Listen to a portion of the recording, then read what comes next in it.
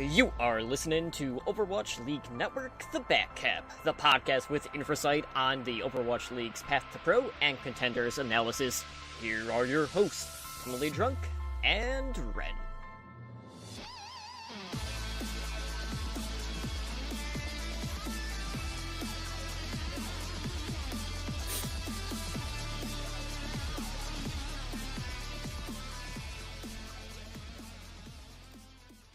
What is up, guys, and welcome back to OWLN, The Backcap, the podcast with insight on the Overwatch Path to Pro and Tier 2 scene. I am your host, and tonight is episode number 25. Of course, as always, we'll update you on all things Path to Pro. We got some pretty big Overwatch League news earlier today, which I'm pretty excited to talk about. We got, some things that might shake up Contenders Finals, because they're kind of playing at a different location than what they're normally doing for that. But before we can get into the news and introduce you to my co-host, I just want to take a moment to thank everyone who is hanging out with us tonight over for our live show on Twitch, and of course thank all of our repeat listeners out there. So joining me tonight, as you can see, is my co-host from another Overwatch podcast that is, in our podcast umbrella network. That being Edinar from Heroes Never Die. Ed, thank you so much for filling in again, and I'm excited to talk some Contenders in North America with you. Yeah, no, thanks for having me tonight. Yeah, like the Contenders North America was kind of a crazy week. Some big names are being threatened to not automatically qualify. Like we have some Overwatch League news that affects basically all of Contenders, which we knew was coming, There's, the Contenders, finals information. So there's a lot of stuff to go over this week. Lots of big stuff regarding the Tier 2 scene, which is very nice. Very nice to see. Absolutely. So let's go ahead and let's jump into this week's Path to Pro news. So first up, an update on the Assembly Summer LAN tournament, which is one of the Finnish tournaments out there. We do know that Team Giganti will be participating in the Assembly Summer again. This will be going down in early August. And, this tournament has rules, because it is Finnish, that you have to have an all-Finnish roster. So, fortunately, Shatter2K, he cannot participate in this tournament because of that. So taking his place for the summer is going to be Zany, who is a flex DPS player, who most recently was playing for Bazooka Puppies. I know he's had a tenure on Young and Beautiful, but I think his longest tenure was actually with Envision Esports here in the last year. So Giganti are coming into the Assembly Summer looking to defend their title after having won the Assembly Winter, which was a 3-0 victory over ENCE Esports, which, is kind of funny because, going back when Giganti's roster kind of shuffled around due to the Overwatch League, Giganti at the time basically had absorbed a lot of the current lineup at that time of ENCE Esports, so it's pretty funny that, they basically just, took the two best Finnish teams, and while ENCE never really beat Giganti has still remained one of the best EU teams, so despite who's on their roster, they have been doing really damn well. And, they ended up getting, RCK, they got LH Cloudy and Ripa, all from the ENC Esports squad. And, chances are 99.9% Giganti will come out with the win again, as, we don't have as many all-Finnish teams out there, but if you want to catch the tournament, you can find it on August 3rd and August 4th, but, it just sucks that, someone is having to sit out, but, it's all because of the tournament rulings, and I'm expecting another Giganti win, nonetheless, and really, they're looking like another EU powerhouse team in this season of Contenders as well. Yeah, I mean, I don't think there's any way they don't win it.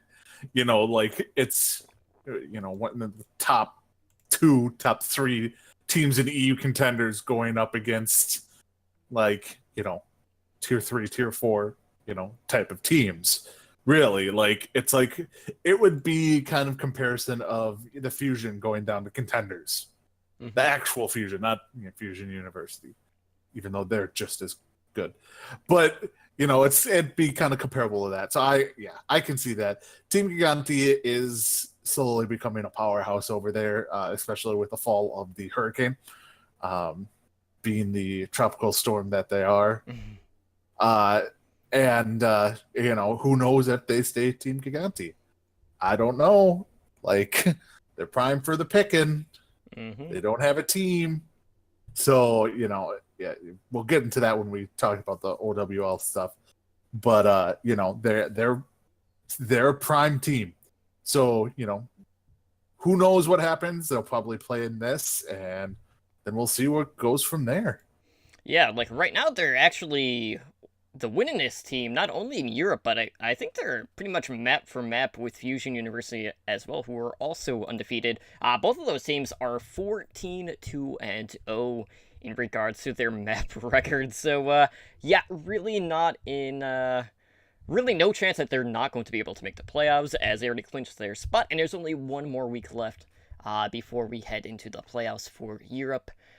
So I'm really expecting, to see another deep Gigante run. And yeah, I mean, we talked about the Hurricane on Heroes Never Die having kind of tail spinning out of control. Things have been pretty shaky. They've only won one of their 4 games, so not looking too hot. Plus, the teams that are above them that only have a 2-2 record also have 2 Met victories over the Hurricane as well. So right now, it is not looking too hot for the Hurricane, and they very well could be the first one of these Academy teams to fall out of Contenders, which would be absolutely massive. So we'll definitely be keeping a close eye on their next series coming into this next week. Yeah, and it's not like they have an easy match, too. They're playing Orglis and Hungary next week. So, it's not. Yeah, they're going to have a tough time. Yeah, and Orglis is already 3-1. Now, their map record isn't the best, but they have been picking up a string of wins. But speaking of Contenders, we got some pretty big news that is definitely going to impact Contenders in regards to global reach, really. So the finals for Contenders North America, Pacific, and Europe are going to be played at the respective regions' World Cup group stage.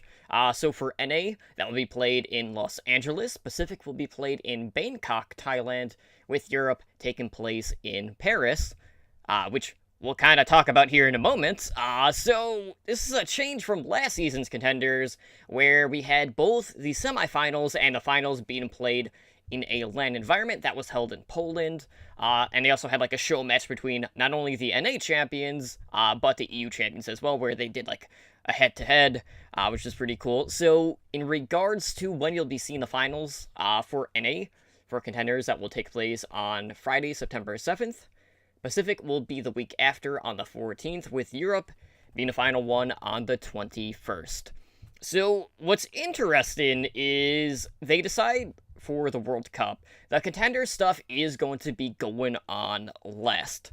So Contenders finals will be played after the World Cup qualifier matches on those days, and we're still waiting on details for Contenders China, Korea, and South America. But, we do risk the chance that some players could be pulling double duty, because we have a lot of players that are currently not only in Contenders, but are also on World Cup teams, and there's quite a few names, which I'll go through in a second, but, you and I were kind of, discussing, the placement of when they're playing Contenders, and, you can really go both ways. If you put it on too early, people might not want to watch it because it's not, the marquee thing, and if you put it on late, people could always leave early, but no matter which way you look at it, this is more eyes on the product, and I'm just curious to see whether or not the viewership is going to take a dip when Contenders Finals comes on, or if it's going to maintain the level that we expect to see from the World Cup.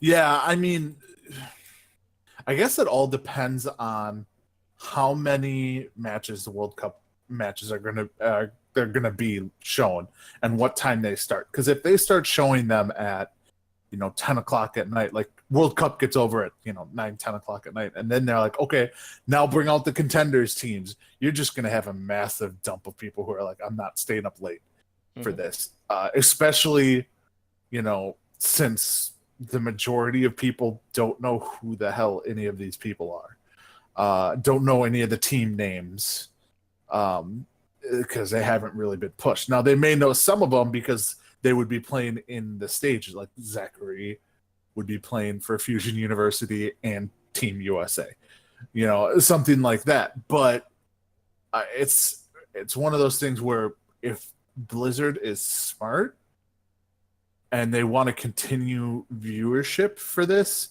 is they offer Overwatch League tokens if they continue watching the World Cup and the Contenders, like continuous on the stream, because then you'll get tremendous amount. Like, people love free stuff, and all you got to do is give them like 6 Overwatch League skin tokens, and people will stay and watch.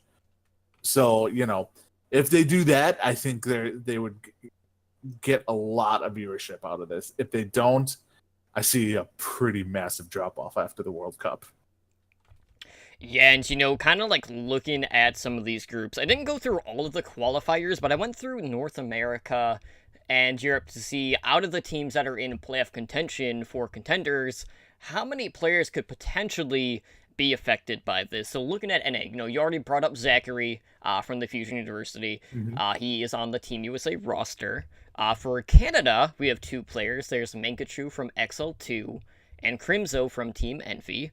Norway has a slew of different people. I think it's like 5 total players. So you have Track from Young and Beautiful, Onagod also from Young and Beautiful, Frost from 1 Point, Decod from Last Night's Leftovers, and IPN from Angry Titans.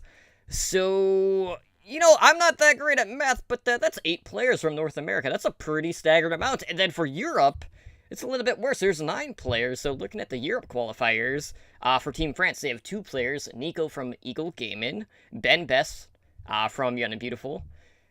Germany has 1 player, Kodak from Snakes. Netherlands have 2. They have Facility from Toronto Esports, Brussin from 1 Point, and then Team UK has 4 different players. They have KSP from Young and Beautiful, Smex from Energy Esports, Christopher from Snakes, and Cruz from Toronto Esports. So just in those 2 regions alone, that is 17 different players, not even including whoever else is in the Pacific qualifiers as well. And that's like a lot more than what I was expecting to see. Now, granted, only 2 teams are going to be competing in the finals, and they're not doing the semifinals like they had in prior seasons on the land. So realistically, maybe like this will only be affecting 1, maybe 2, maybe at the most 3 names total. But it still kind of puts these players that are going in twice at kind of a disadvantage at times, because there might not be a lot of rest time in between their series and the matches that they play.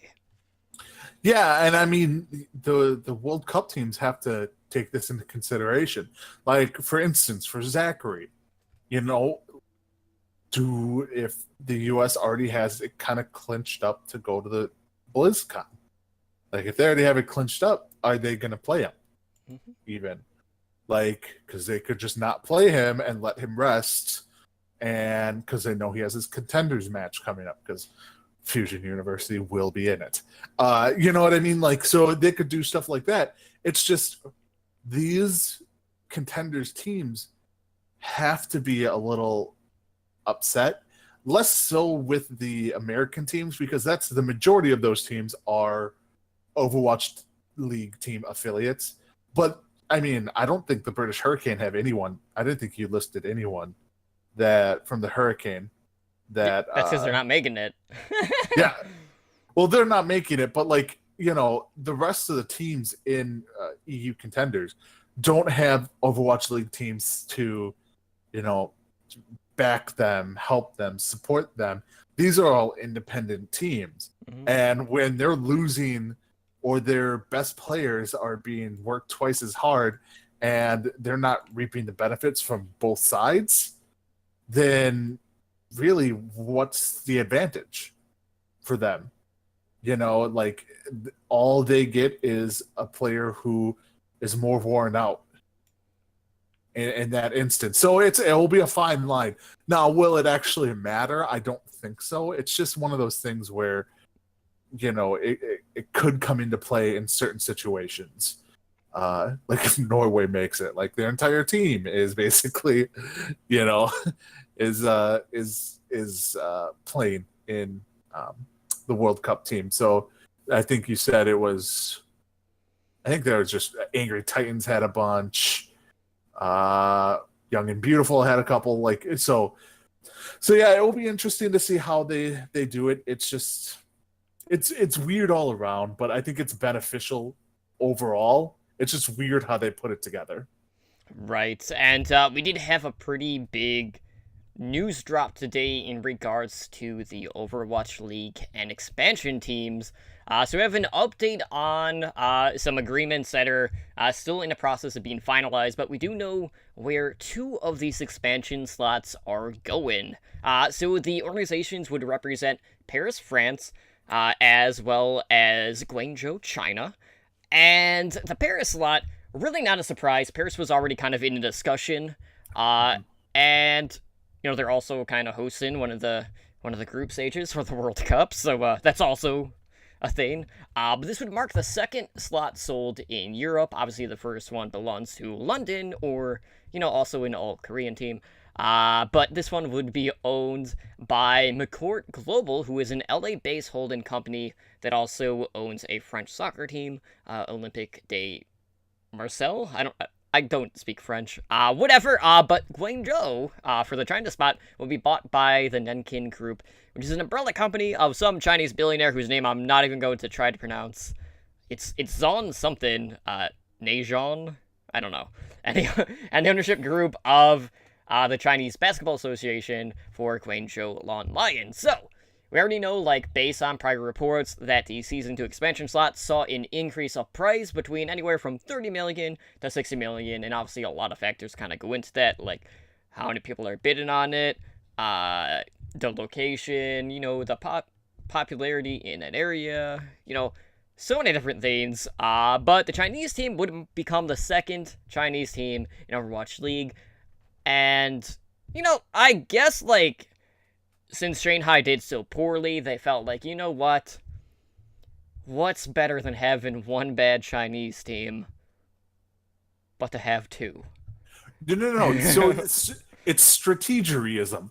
So if they play each other, one of them it's guaranteed has to win. To win. Okay, I got it. So it makes guaranteed sense.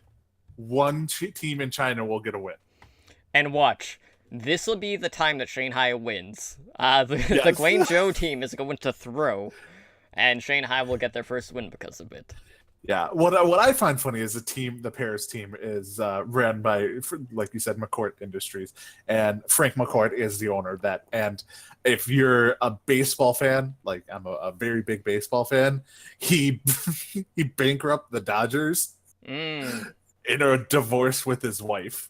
It was a very, spiteful, they got divorced, and he's like, screw you. If I can't have the team, you can't either.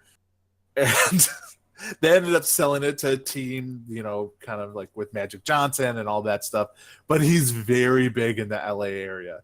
They even said on this, he owns the rights to the LA Marathon. He owns all the parking lots around all the arenas, stuff like that. So he still has a lot of sway in LA, where they'll be playing for probably the next 2 years and recruiting soon, my guess would be, to come play over in Paris. But yeah, it's interesting. It's another big name in the sports world buying an esports team in the Overwatch League. So this is a win-win. I like it. Just don't bankrupt them. You don't have a good track record, McCourt. Absolutely. So as always, every week we do see quite a bit of fluctuation in regards to roster movement. So Ed, why don't you go ahead and let our listeners know who went where and who was dropped off of the different rosters across the regions. Okay. Toronto Esports added Crackalacken. GGEA, the GG Esports Academy, dropped Kaiser. Toronto Esports, in another move, dropped Vivid, who was their head coach. And then Mayhem Academy dropped Milky Man. And 1 Point in EU added Mirror. Six Snakes added FNX to their coaching staff. And then Bazooka Puppies, made a bunch of changes, added Tech 36, Mouse, Obling, and Hawk to their team, but got rid of Sit, so Sit got sat. Yeah, All right, and then in Korea, Team Blossom added Daisy. So yeah, some good changes. Toronto Esports getting rid of their head coach. I mean, it's always interesting when teams get rid of a head coach. Yeah, well, kind of going back to Bazooka Puppies, right now they're 0-4. Basically with Contenders, if your team isn't performing, they don't waste any time when it comes to making adjustments, and that's kind of been an ongoing thing. So, this week, they'll have a brand new roster. Chances are, they're going to lose since they'll have 4 new players. On Toronto, Toronto is a curious case, because, right now, they're still in the playoff run-in. I mean, right now, they're 2-2. They have that 4th slot currently, and, the top 4 from each group advance. And the teams that are behind them have yet to pick up a win. That would be Sky Foxes and Bye Week. So, it kind of locked. They have top 4. As long as those other teams don't win out, they're really not in any danger. And even then, they still have at least 5 maps over the team that is right behind them. So, it's kind of just bad timing for Toronto Esports, which is a shame because that was a team that has been one of the stronger NA teams both this past season in Contenders as well as the current one. But I don't think they've actually announced any sort of replacement for their head coach position. So, yeah, we'll have to kind of see how this one is going to play out.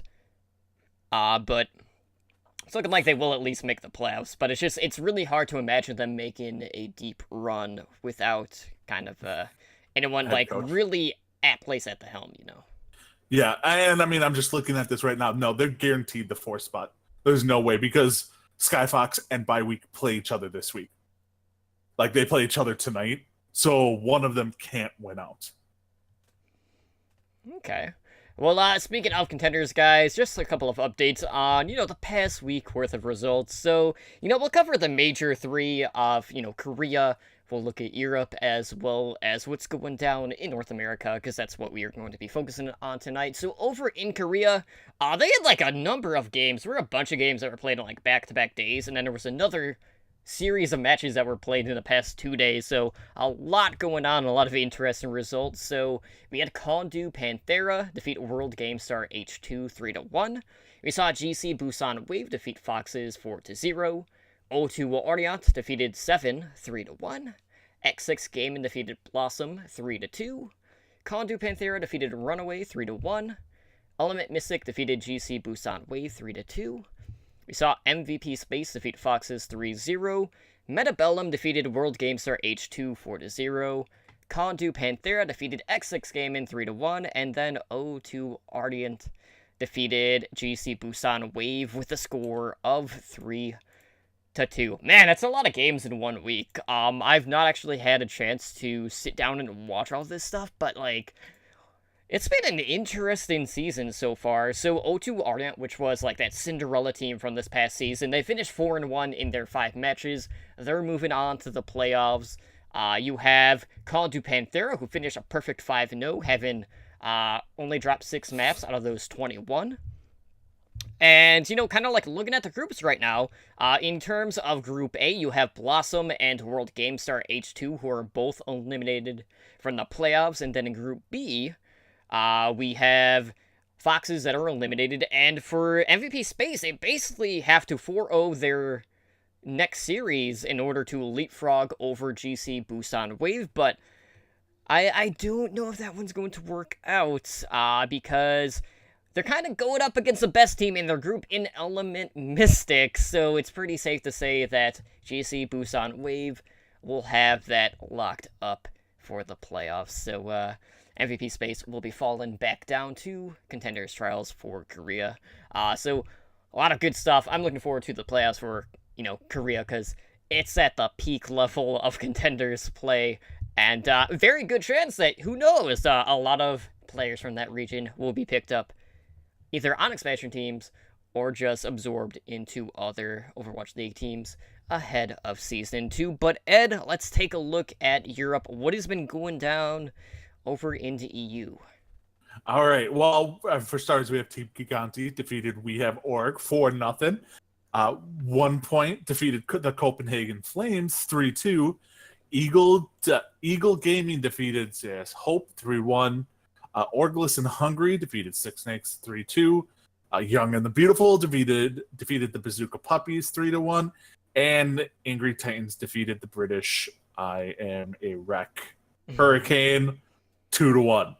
So yeah, I mean, obviously not as many games as Korea, but I think the big storyline here is, well, two, is the rise of Team Giganti and the plummet of the British Hurricane. And will the British Hurricane actually make the top four to automatically qualify for Season 3? And if I can 100%, like, their parent team, the London Spitfire, if players weren't working, they 100% were like, you know what, let's just get rid of them. Mm-hmm. I mean, and you see it, like, they got rid of half their team this year just because it just wasn't fitting and it wasn't working well and stuff like that. If the British Hurricane do not make the top four as the only, organization, OWL team that has a team in EU, I'd expect a lot of changes. Right. Like, a lot of people will be off the British Hurricane come Season 3 or come a week after, they are out of the playoffs. So it'll be interesting to see how that all comes down. They could still sneak in, but I'm not putting money on it at this point. Yeah, kind of like looking at the group. So right now, in regards to the top four in each group, for Group A, we have Angry Titans, who sit at 4-0. They've only dropped 2 maps. Orlus and Hungary, which are British Hurricane's opponent for this week, are 3-1. And then you have Young and Beautiful and Snakes, who are at 2-2. Now, those two teams face one another. So if you're the British Hurricane, you want one of two things. You want either one of them to outright win 3-0 or 4-0, or worst case, you want it to end in a scoreline of like 2-1. But either way, like, they need to take probably minimum 3 out of the 4 maps against Orlus and Hungary, which is going to be a tall task in that series. And in Group B, we have Giganti leading away at 4-0, having only dropped 2 maps. CS Hope is 3-1, and you have Eagle Gaming and 1 point, both at 2-2. And we have Org is like behind them, but they're 1 win outside of 1 point and also 3 maps behind, so it's not looking good for them either. So all eyes are definitely going to be on British Hurricane, though. But if it's a close series between Young and Beautiful and Snakes, that pretty much shuts the door shut. Yeah, I think if my math is correct, I think if it ends in a 3-2, I think even if the Hurricane win, they're out. Because then each one will get 10 to 10 map wins, and the loser will still be tied with the Hurricane. So I don't know. Math is hard right now. All right, well, let's take a look at what's going on in North America. So we actually have some games going on tonight. I'm not going to be talking about the results from tonight, as I don't want to play a spoiler for anyone who is tuning into the live show, because I haven't even checked to see the current scores. But this past week, we saw Team Envy defeat by week 3-1. We had Energy Esports defeat Toronto Esports, who are without a head coach, 4-0. XL2 Academy wasted no time in shutting down the Sky Foxes, 4-0. We had Mayhem Academy defeat GG Esports Academy, 2-1, which is one that we'll be breaking down here in just a minute. We also had Fusion University defeat the Gladiators Legion 3-1. That will be our other match that we'll be talking about, which had some interesting strategies, to say the least. Might come up with the name of the episode type of strategies. Yes. And to cap off the week, we saw last night's Leftovers defeat Second Wind 4-0. So in regards to the matches that are going on tonight, I'll just go over the matches that you'll be seeing tonight or on VOD whenever you decide to check it out. So tonight we have Toronto Esports going up against XL2 Academy. Energy Esports is going up against Team Envy. And then the match that's going on right now, we have Sky Foxes looking to get their first win against Bye-Week, who I think are also looking for the first win. So at least someone is going to come out with a win here in that group. So they'll have something to fight for at least. So no way to end in a draw. So I'm sure either side will be happy to get that first win under their belt. But either way, their season is going to be over. But we gotta talk about the two main matches this past week. So let's start with Mayhem Academy going against the Outlaws Academy of GG Esports Academy.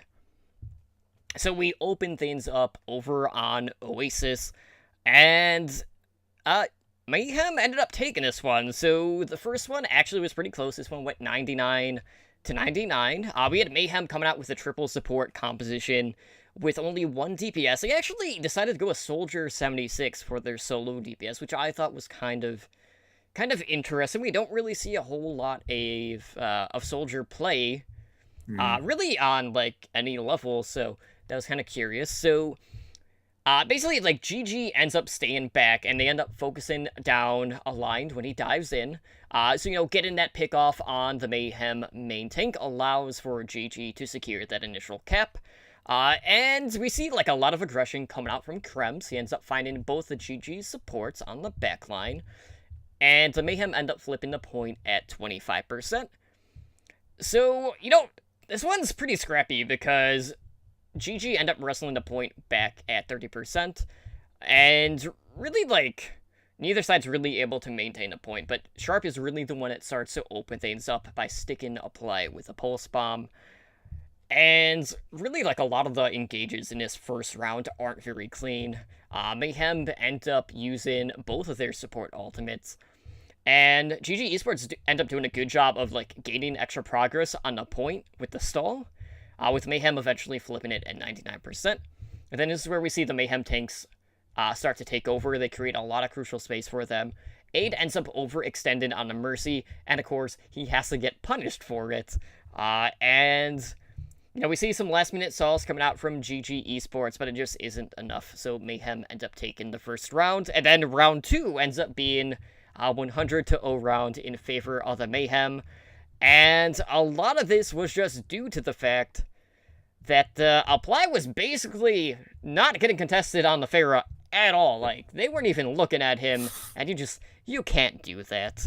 We did see GG Esports Academy try to bring out the 303 against the Pharah, which, on the Academy, or on the Path to Pro level, sometimes it's okay. We've seen in the Overwatch League level that never works out running up against the Pharah. But Apply really came in big. He was the huge difference maker for Mayhem in that second round. So Mayhem take game 1. So in map 2, we ended up going to Eichenwald, where GG end up bringing out the full dive. Shax basically comes alive early, finding 3 picks with the Widowmaker on the first engage. And then Sharp is just an absolute menace. He chases down Shax, and he finds Paintbrush in the process. And then he ends up sticking aligned and ends up demeching Krem. So, it's just a hero play from Sharp, which ends up securing the payload for GG Esports. And this is where Mayhem decide to go, you know what, guys, if they're gonna run dive, so are we. So it's dive versus dive at this point. Aid ends up using his Velk only to get shut out. And Mayhem end up forcing out some more ultimates out of GG Esports. And then Sharp, he ends up taking more and more skirmishes. He's just been an absolute nuisance on the Tracer, which will kind of come into play later in the series because we saw some kind of questionable team compositions being brought up by GG Esports. But all in all, like, Sharp was the playmaker in this series. He found 3 picks at the end, which included Apply, who had pulled out the Dragon Blade. GG ends up completing their attack with 24 seconds left in the time bank. And then on the Mayhem side, Shax was having some issues early on because he was on the Pharah for the Mayhem. And you had Sharp on Widowmaker, and Fisher was also on a Pharah. So no matter what entry point that Shax was taking, he had both of the focus fire on him, which did not look so good. And again, Sharp, this time he was on the Widowmaker. He ends up finding like 5 consecutive headshots, which, does not work out too well for the Mayhem. And, Shax ends up trying to get all aggressive, get in Sharp's face, gets punished for it. So Sharp was really feeling it early on. And really, like, what started to unravel here was as soon as the Mayhem switched off of the Pharah, we saw them bring out the Tracer and go back to dive, and they were doing a lot more cleanup on the ground as opposed to, in the sky, which was important to note. So because of the Tracer swap, this is when we saw Brigitte being played by Sharp, which honestly didn't look all that good. GG Esports didn't look all that great with anyone on the Brigitte, really. That seems to be a hero that they've been struggling with in this current meta, because, we saw Sharp on the roll, we saw Fisher on Brigitte quite a bit as well, but it was really a story of Krems getting in the backline with the self-destructs, and the GG support duo just kept crumbling later in these extended fights.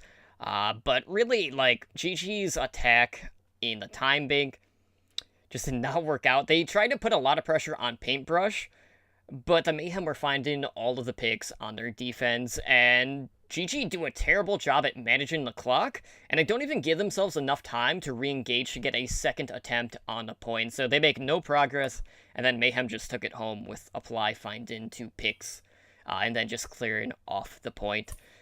So, Mayhem are up early 2-0 in that series, but what were your thoughts on this one? There were some very interesting things. So the one thing that really struck out to me was, for a while, and I know they couldn't do it because of timing of switches, but if you have a Tracer on GGEA and the person playing Tracer is not named Sharp, you're doing it wrong. So, like, there was a long time where Sharp was on Widow and Gray was on Tracer. I think it was basically all of point from A to B was basically the whole time on defense. This is not on attack. So, like, that's when the Mayhem really started to just roll through, because they were just focusing Sharp on Widowmaker, but he couldn't switch over to Tracer because Gray was on Tracer, and Gray wasn't doing bad, but he's no Sharp. He's also, a support player. Exactly. And, so they're running all that, and then once they get to point, Shax is at this point on the Tracer and is actually very much wreaking havoc, although he had some horrible ult management that's besides the point. But so even then, when they get to, to the point B, they basically, Gray switches to Zen and Sharp. I'm like, okay, Sharp's going to Tracer, and it's going to be a Tracer off. Well, then, like you said, he didn't. He would switch to Baguette to counter Shax. Like, Fisher is a good DPS, not as good as Sharp.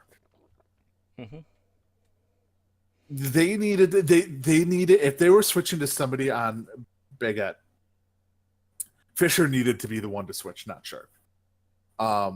To counter Shax being on Tracer, because they took advantage. Shax took advantage of being on Tracer against this team so much, and the person who had to switch almost all the time was Sharp. Well, Sharp had to switch to the Baguette, which hurt their DPS, which in fact kind of led to Mayhem, kind of rolling through all this. So, there were some iffy switches on the part of, GGEA to deal with all this. And yeah, so there was just some questionable, character swaps throughout this whole thing. Yeah, absolutely. So map 3 was on Temple of Anubis, which 2CP lull ends in typical draw Anubis fashion in a draw. Really no surprise. So I'm really not going to cover Anubis just because You guys pretty much know the rundown of Anubis maps by this point. Normally they have no issues getting point A, then end up having like 6.5 minutes to get point B. There's a long defensive hold for quite some time, and then, they eventually complete the map. Yada, yada, yada. You've seen it all 100 times. But I'm trying to remember who was in this series or the other one on Anubis that saw the Lucio stall. I want to say it was the other series. Yeah. But yeah, we'll talk about that when we get to the fusion. One thing I do want to point out on Temple of Anubis is, and this is to call out Sharp a little. I have in my notes, I'm like, Sharp, rookie moves on Widowmaker. So like twice during this attack, he shot into Genji while he was deflecting that. And get headshot. And got a headshot. I'm like, that is like Widowmaker 101, Sharp. You know better than that. Don't do that. So, yeah, I'm trying to think, like, I know Gray at some points, too, was even on the Widowmaker, as well, and he was actually doing pretty good on the Widow. He might not have looked that great on the Tracer, but he was finding the shots on Widow, which was nice to see, but really, like, the dive coordination for GG Esports Academy looked awful on Anubis, and that was they had dive? I mean, yeah, that's what they were trying to do. It wasn't very, very good. So, yeah. No, wait, it was this one. It was this one with the Lucio yeah, play. It was. Because he 1v1'd, was it Apply? Yes, Apply he was... 1v1 Apply down by the health pack. Yes. Because Lucio took the health pack right in front of him, and then he booped him to kill. Right, so basically, like, Aid was on the Lucio, Apply was on Genji at the time. And they were just battling it out on a low ground Aid and just taking the pack and just boops Apply away and ends up getting the kill, which was hilarious. So, I always laugh when I see that, because normally, like, with Lucio up against Genji, it's more you see the Lucio creating space when the Genji is trying to, dive him with the Dragon Blade. Just trying to create that space. But here it was just to prevent him from getting the heal in. And he still secured the kill, which was awesome. But the fourth map, this one went to Route 66. This was another one that went into the time bank. We got to see quite a bit of Sombra play on Route 66, which I thought was interesting. Because, Sombra still isn't in, like, the greatest spot. But we do see her from time to time on this map, more so than some of the others. We do see, a lot of swaps to 303 coming out from the Mayhem, again. And, Sharp on this one, too, even brought out the Brigitte. But, like, I don't know. Like, it was just rough. Like, GG ended up completing the map in their overtime. And I want to say Mayhem had, like, 115 in their attack. But all in all, like, this one was kind of rough to watch because we kept seeing the 303. And Fisher ends up coming in big with the Dragon Strike. And, Mayhem just end up taking a series 2-1. But, like, there was a lot of cleanup off of the back of Coalescences from the Mayhem. And my eyes are burning. I don't know what the hell's going on. That's besides the point. But, all in all, like, this was a close series, but a lot of it just came down to coordination. And GG Esports Academy just did not look on point. No, they really didn't. They just looked so uncoordinated. And, the Mayhem Academy made a lot of mistakes on this map. And, they weren't punished for it. Like, one of the big ones is Hagopan was playing backline Roadhog by himself. Mm-hmm. And he did get punished and killed, but it took a while. And, like, it didn't hurt Mayhem Academy really all that much that he died that way, because he kept them busy and stuff like that. They just weren't punishing. And at some point, they weren't really countering. They did a horrible job of countering Pharah through all four maps. Like, there was one point. So, Shax needs to switch off Tracer after GG gets point B, and he does. He goes to Big Ets, and they go Goats with Lucio and all that stuff. Sharp, to counter this, switches to Junkrat. Now, Junkrat can be a counter to Goats. Mm-hmm. But really, what's the big counter to goats? Pharah. Like, they have no counter to Pharah because it's basically the only counter they have is Diva at this point. And he switches to Junkrat. So, like, yes, it worked out for GGEA. They got past them, you know. One thing I realized throughout all 4 of these maps is that when GGEA or Mayhem switched to goats, they did it for one attack, got destroyed, switched off. Every single time. Like, throughout all my notes, I'm like, what's the point of running 3-3? Like, no one seems to be able to make this work. Like, this just doesn't seem, like, on point. And then, you know, like you said, they used a lot of Sombra, and it was not pretty all around. All right, well, let's move on to our second match we want to talk about, which was Fusion University going up against Gladiators Legion. And Ed, you're taking point on this one. So what went down in this series?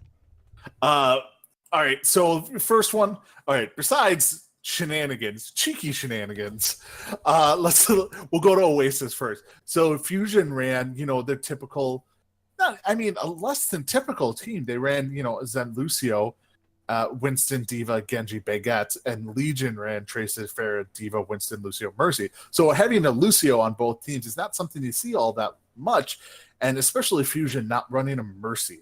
That was interesting to me. Mm-hmm. Legion, though, it's the big thing for this is because it was 100-0 in Fusion's favor. Legion was all over the place, right. And Fusion was just like, "Hey, we're gonna just take advantage of this." And eventually, they just started toying with them. When it was 99-0, they had all 5 ults, and then they pushed, and were just kind of screwing around with them. So Fusion took that first one 1-0 easily, 99% to 0. So next up, they ran basically the exact same comps against each other. So what happened was Pharah for the Legion actually was able to control the map. So Zach made an interesting switch here. So Zach was on the Baguette, and he switched to McCree to counter Pharah. And I did not like that counter. And he obviously didn't either, because he then immediately switched to Tracer, which does not counter the Pharah. So I'm like, all right, you switch to counter the Pharah, but then you're not countering the Pharah. So it worked out for them because Blaze, who was on the Pharah, had a really stupid play. He went into the side room, ulted a Lucio when the rest of Fusion University was right behind him. So it's like, oh, this is awkward, and died right away, and then they flipped the point. So, and then Who Are You is just popping off as Genji over and over. But he hit his Beyblade, and instead of hitting the rest of the team, like going after the Legion that was on the point, he went after the Pharah and the Mercy in the air, not realizing the rest of his team was dead and not on point. So he's up in the air, he gets the Mercy, but before he can get to the ground, Legion takes the second map. So it's like, okay, that was awkward. So then they go to the map 3, and this is when you start seeing some changes. Fusion's running Roadhog. They finally get a Mercy. They go with Orisa, Diva, so they go triple tank. Single healer. You see a lot of single healer with these teams. And on this map, Zach, the thing that stood out to me was Zach's Widowmaker play. Like, Zach was playing Widowmaker on a really bad Widowmaker map and just making it work. Fusion, just their DPS, Who Are You, and Zach just destroyed everyone on this one. Like, it was basically them. Zach popping off on Widow, Who Are You popping off on Genji. Like, They just destroyed it. So Fusion take that one, go up 1-0. Next up, you got Kings Row. So Who Are You actually was the one playing Baguette, which was surprising, but was super clutch. But Zach was on his Widow, going up against Corey, who was also on Widow. And he was playing super aggressive, but to avoid Corey. So that was actually super fun to watch. The first real big push was Ult Central, where everyone kind of comes in and both sides hit all their ults, and then Zach comes out on top as Widowmaker above them all, going crazy. So Legion was able to brawl their way through to get, without any ults on point A. And then they switched to Zaryas on both teams with no Hanzos on each team, which I found very weird. Mm-hmm. Like, Hanzo's usually an auto pick for this map, but no Hanzos, but Zaryas. Gods comes through with this crazy grab, catches 5 Fusion University players. Like, that was insane. And then they just keep pushing. They made it through super quick. So after they captured point A, it was basically nonstop to the point. And Legion was able to capture the end with 2:26 left in the time bank. So then Fusion's up. So Legion decides not to take the high point and does some very weird positioning. So they started off on the low point and they went in the side room there and allowed Fusion to get on point, and then they went back around by the statue. So it's kind of reverse. And Fusion University is like, well, we're just going to punish you for this stupid positioning. And they did. So they did that. They just keep going. They gave Who Are You free ticks. It's just overall bad. Fusion is plowing through. They start to get to the last point. Who Are You fell down the pit on his own. I have to point that out. That was actually funny. Mm-hmm. So then Fusion University goes goats to comp, and then they retreat. My notes, really, goats comp sucks. So Fusion University has to switch off back to the double sniper with 1 minute left.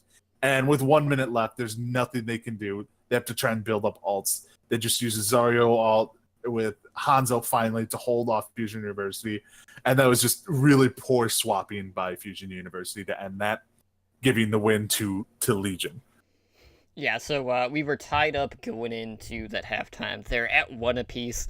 And, kind of going back to Oasis, we saw Corey got a really good timing of his recall because he ended up getting stuck by a pulse bomb, and, he hit it, so it was no more. But, what I thought was really interesting is, we got to see Rolf kind of, fragging out a little bit on Lucio there. Ended up finding both Who Are You and Zachary at one point, which, we don't really get to see all that often. The aggro Lucio really only comes out if we have a Boostio in play, which never really happens.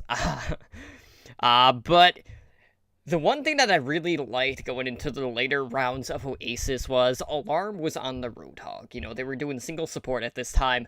Mm-hmm. And at one point, Corey is pressuring Zachary super hard. I think Zachary was on Tracer or Widow at the time. And we see Alarm hook Corey off of that, off the high ground down to the point, and ends up just saving Zachary's life with that hook, which was absolutely clutch, which is, always fun to see. But, Zachary, man, this kid is good. I cannot wait to see him play on the US team. And, kind of going back to, the whole LAN thing with, Contenders and World Cup. One of the biggest question marks is how Zachary is going to perform on LAN because he doesn't have a lot of LAN experience. And if he is someone that's going to be pulling double duty, I feel like in regards to him, I'm okay with it. He needs to have more of a presence on LAN. So having that warm-up is going to do him pretty good if Fusion University is to advance to the finals. So that's definitely something to keep an eye on. On Kings Row, really, this was a story of gods on the Zarya. He was basically just causing Fusion to backpedal throughout the entirety of the second point. But the Who Are You falling into the pit was definitely pretty funny. But kind of going towards the end after the whole 303 swap and then going to double snipers. Bernard gets ahead of everyone on the Diva. Kind of as we go into overtime, he gets demeched immediately, which was really like kind of the undoing for Fusion at that point, having a fight or trying to like get to a 5v6, but they just couldn't get the presence there. But we would move on. We would see Temple of Anubis, and then that interesting Watchpoint Gibraltar game. So, why don't you go ahead and talk about what we saw on Temple of Anubis? All right, so I mean, Temple of Anubis, we saw basically the same thing we see almost at every match. It wasn't a tie, but we saw a lot of the same things. One of the interesting things to start the match is like this is a very much a Widowmaker map. Mm-hmm. It really is, and Zachary is the best Widowmaker in Contenders, probably top 3 in all of Overwatch, and he was on Hanzo to start off. And I was like, why is he not on Widow to counter Corey's Widow? So he finally switched to it to counter Corey, who was having a field day.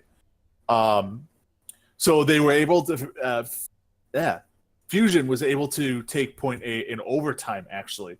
So at point B, Corey switched off the Widow, went to Baguette to counter Who Are You, who he was hoping to counter him with his Genji Blade. They basically, the entire time in point B, no matter what they were doing, all they were trying to do was counter Who Are You. Like, that's who they were diving. That's who everything out. But because of that, they ignored the rest of the team. So that allowed, like, they saw Who Are You hit his blade in the corner. 4 of them went over into the corner to attack Who Are You. Well, that left a 4v2 on point, and Burner gets a 2k to win the fight, essentially. Like, they capture the point because everyone's off the point trying to deal with Who Are You and all that stuff. So switch it over. Legion's now on attack. Panker on the Winston is basically like, I'm just going after Zach the entire time. Got tunnel vision on him and chased him into the entire team and put them behind. So they were able to eventually get point 1 with actually a minute 30 left.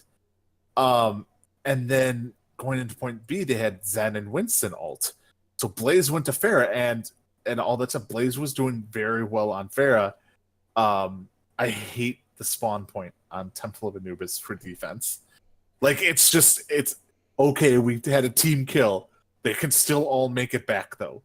Like, it's crappy spawn. So, people switched to Baguettes. Blaze had an amazing 180 spin shield bash on Who Are You ulting, but then Bernard came in with the Poke Bomb. Mm-hmm. And, Legion is going in like quick play. Like, they're going in one at a time for like the last minute and a half. Corey's getting picked off by Who Are You, and then they have to reset and all that stuff. So it was just really bad, communication by Legion and Fusion University. Full of ults. Legion had no chance, so Fusion University up 2-1 to end this. So it was your typical, nothing too crazy Temple of Anubis. And then the last map came. Watchpoint Gibraltar. Okay, so Fusion started on defense. Oh, no. We'll start with Legion on offense. They're starting with Mercy, Zen, Winston, Diva, Tracer, Widow. Very normal comp. You see it all the time. Mm-hmm. Fusion. Okay, they got an Anna. All right. They got an Orisa, Diva, Junkrat, Widow, Torbjorn. So, yeah. And, like, honestly, everyone in the world thought that they was joking because, like, Elk had Elk put down his turret and then started running back towards spawn. Like, he was kind of screwing with the announcers and then took a left to go back up the stairs. And they're like, wait, where's he going? He could still turn back. And they're like, no, he's not. He's not turning back. What is this? And it's so they're running a Torb, no mercy. Um, and it's one of those comps. Like, it's hard to analyze this because it's so weird. And 90% of the time, it's not going to work. It's just so weird and random. Legion just had no idea how to handle it because I think they were just so like, what the hell are we doing?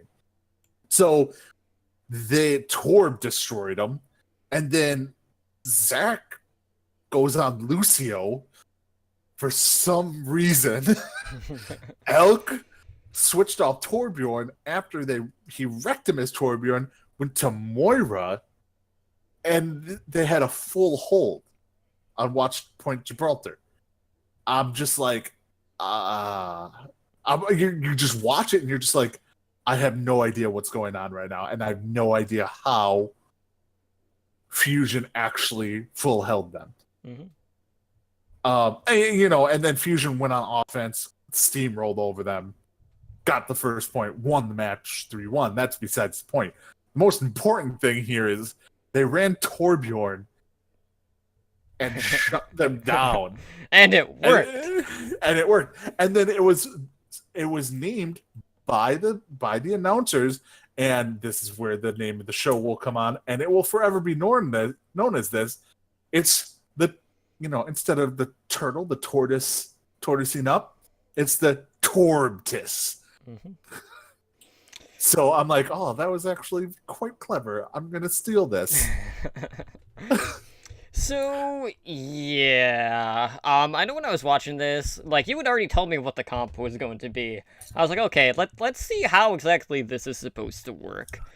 So initially, they had the turret placement kind of, like, on a high ground behind the box. So it was, like, in front of the... It's, like, on the opposite side of the server room, basically, on the high ground there. So, that works pretty good. Obviously, like, the Fusion University were holding defensively very far back. They gave up a lot of free room initially, and then they basically just held them there. But what was cool is, we actually got to see Elk not get one, but 2 Molten Cores on the Torbjorn.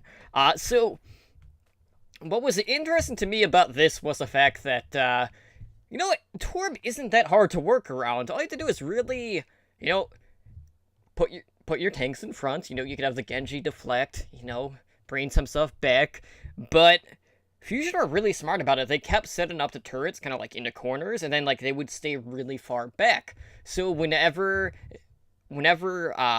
you had Legion engage in, they were always in like really narrow corridors where Elk could just like shoot straight ahead of him. And chances are he was hitting a body because there just wasn't a lot of wiggle room there. And that's why, it took Legion forever to really attempt to really deal with it. But yeah, like, from time to time we do see Torbjorn. Chances of it working are very minimal, and this was one of the few times where we got to see it pay off. And yeah, like, even Zachary and Lucio, like, I don't know exactly what was going on there, but, this is going to give people a lot of false hope when it comes to Torbjorn. Yeah, and the thing is Elk's second Molten Core, he didn't even have a turret up. Mm-hmm. He just went like, he just was like, I'm going to start killing people. And started chasing down Winston and a Mercy as Torbjorn and Molten Core. I'm like, good for you, Elk. Good for you. And yeah, it was just so crazy and random. I'm like, I can't believe I just watched this. The whole map took the whole match took 6 minutes, 7 minutes for offense and defense. So I'm watching the VOD. I'm like, there's only like 10 minutes left of this VOD, and we have another map to go. And then you're like, oh yeah, it was that quick. Right. But yeah, I think like the reason why we saw Ana as a solo support was since they were holding so far back, there was just more room for sight lines, so they opted to use Ana in that position over the Mercy. Because, normally when we see Ana, it's mostly in either small corridors where you can easily shoot the Bionade, or anywhere that can really vitalize the sight lines, and in that position, it did work out pretty good for them. So again, Fusion University looking very strong, looking like the best team out of their group, possibly in NA altogether. and they're looking to make another deep run. The only question mark is, what jersey design are they going to come up with? Because they can't wear their old ones that were banned from the last playoffs. Yeah, come on. No, it will be some fancy Fusion University type of thing, where like the F and the U are still capitalized, And then the end lowercase. and then the Fusion and University are lowercase. See, I can see it. I'm in marketing. No, I should be in marketing. That's what I meant to say. Alright, well, with that being said, guys, we're going to go ahead and close things out for the night. So if you guys want to help us out, one of the best ways to do that is to leave us a positive review over on iTunes. We're always looking for ways to help improve the show to make for a better listening experience for you. We do have Overwatch Recall. This is something that has kind of been going for about a month now in regards to the podcast directory. So if you're looking for more Overwatch, Overwatch League, and Path to Pro content out there, be sure to check out owlnshow.com/OWRecall. And then every Sunday, we got the episodic listens posted from all the different podcasts out there. And we do have our first episode of that podcast drop in here either Sunday or Monday, where I interviewed another Path to Pro podcast, which is part of the High Noon family, which is the Blackwatch Report. But Ed, why don't you go ahead and let our listeners know where they can find our podcast network and ourselves over on the social media. All right. Well, you can reach us through email at contact@owlnshow.com. You can reach us on Twitter at @OWLNshow. We do have a website that Totem worked very hard on at www.owlnshow.com. We are streaming presently on twitch.tv/OWLNshow. We are Twitch affiliates, so come support us, get your network emoticon, and harass us live in chat. Join the Forever Never Slambo brigade on Monday nights. So you can see the Overwatch League network Monday nights at 7 p.m. Pacific. Heroes Never Die, which me and Totem do on Wednesdays at 5 p.m. Pacific. And then the back cap, this show, is Thursdays at 7 p.m. Pacific. And then host streams will be held Fridays and Saturdays, generally at 7:30.